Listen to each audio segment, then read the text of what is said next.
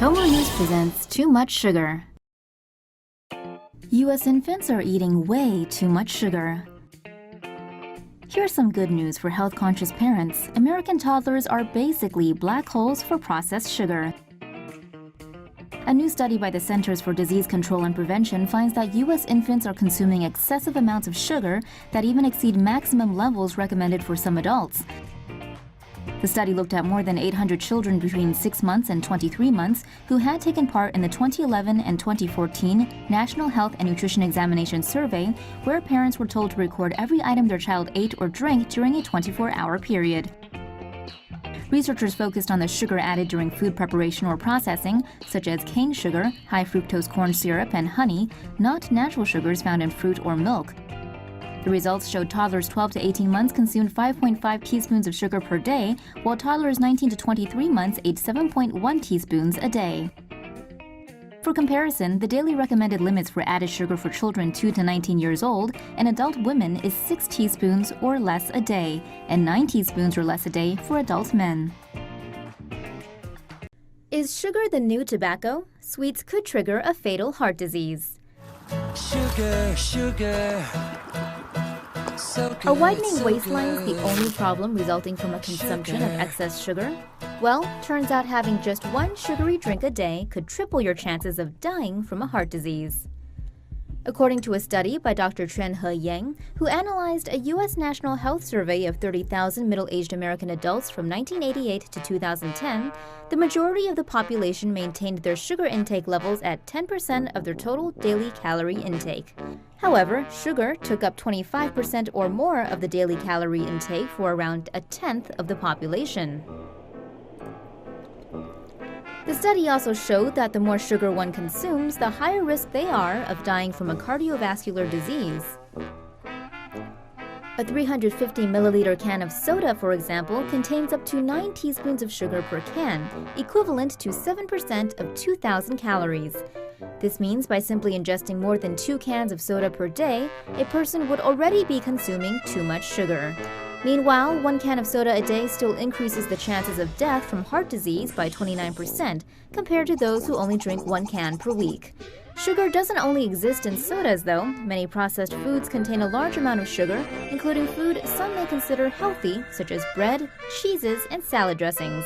UK health organization Act on Sugar has even described sugar as the new tobacco and is calling on their government to place taxes on sugary drinks and sugar-rich soda drinks. The group has even suggested printing warning labels on beverages that contain sugar. What do you think? Should sugary drinks be taxed like cigarettes? No more Coca-Cola in Venezuela.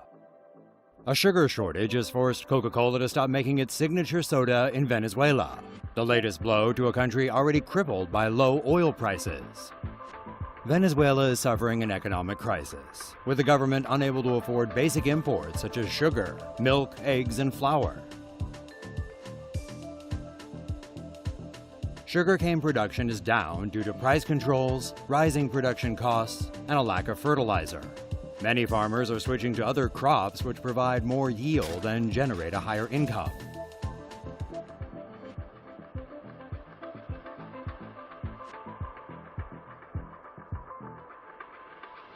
The country was expected to produce 430,000 tons of sugarcane from 2016 to 2017, down from 450,000 in the last year.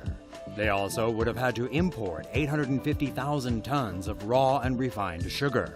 With the lack of raw materials, Coca-Cola has had to stop production of Coke and other sugar-sweetened drinks. Sugarless beverages like Diet Coke and bottled water will still be produced. The company operates 4 plants in Venezuela and hopes the local supplier will recover their sugar inventories in the near future. Sewing needles and pills found embedded in Halloween candy. Police across the U.S. are urging parents to check all uneaten Halloween candy after complaints were made throughout the country about foreign objects found inside of them. A Philadelphia man that was checking the candy his children acquired while trick-or-treating on Saturday night discovered a sewing needle inside a Twix chocolate candy bar. On Sunday afternoon, a 12-year-old boy turned in a Twix candy bar that also had a needle embedded in it to the police. A total of 5 Twix candy bars given out on Saturday in the Stenning Hills area around South Union Street and West South Street were found with needles inside. Just before Halloween, on October 24th, an Ohio girl reportedly found a razor blade inside her Snickers candy bar. Needles were also reported inside a piece of Twizzlers candy in Maryland, while pills were discovered lodged inside candy in Alberta, Canada. No injuries have been reported. Police are investigating whether the candy was intentionally tampered with before being given to children, or if the items were placed inside them during the manufacturing process. Michelle Obama declares war against the school bake sale. Michelle Obama's ongoing war against expanding waistlines has produced its first casualty. The good old American bake sale.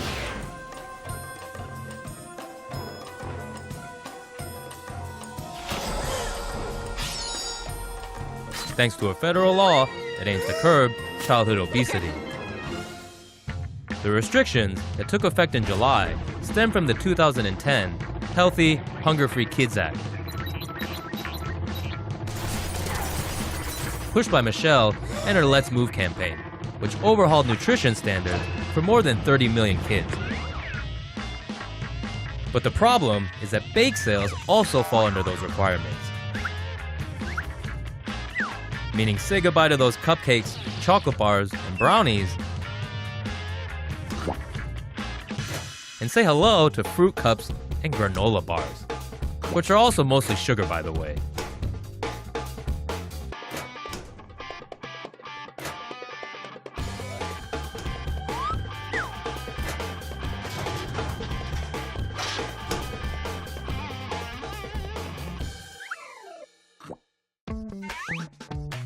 The new requirements may even lead schools to switch to more processed foods due to the fact that they have nutritional labeling. More processed foods? That ought to help waistlines. With all the things that students need to worry about in school today, like senseless shooting, going after cupcakes, well, that's just plain un-American.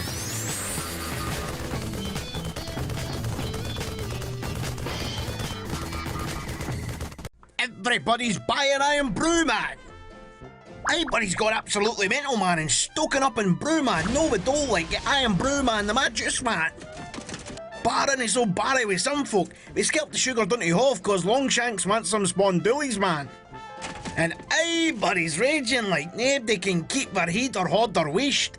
Folk are pure buying up hunters of it. 40,000 folk have signed a petition asking Bar not to change it. Apparently some folk have went and bought 250 cans, man. Bar's gonna knock 10 grams per mil off the sugar count, man, meaning a can only has 66 calories, man. That's not enough to get pure mad mental, man. Bar reportedly using sweeteners to compensate for a taste, know what I mean? And something like 9 out of 10 tasters said it was a good match. But still, folk are pure raging.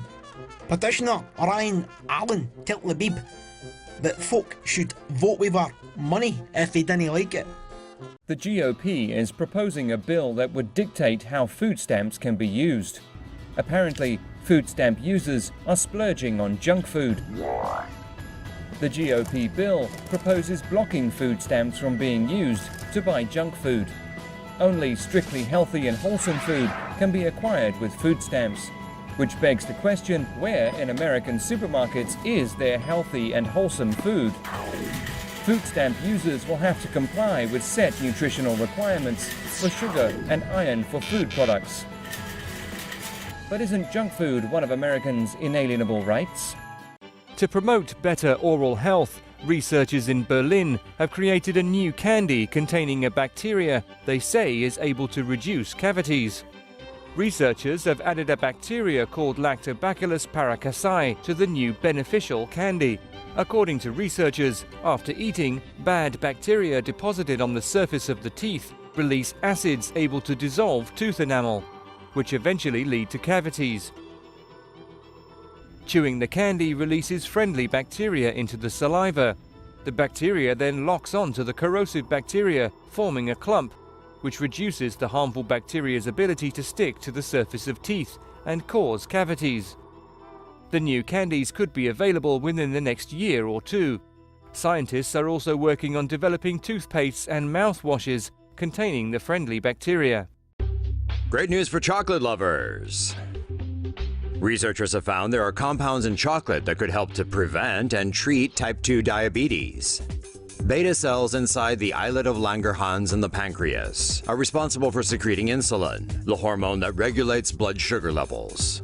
When someone suffers from type 2 diabetes, the beta cells malfunction and produce insufficient levels of insulin. Compounds found naturally in cocoa, called epicattin monomers, were found to be able to increase the ability of beta cells to secrete insulin. The compound successfully helped mice on a high-fat diet to cope with elevated blood sugar levels, as well as decrease the extent of their obesity. Researchers are looking for ways to extract the compound out of cocoa in order to create more effective treatments for diabetes patients.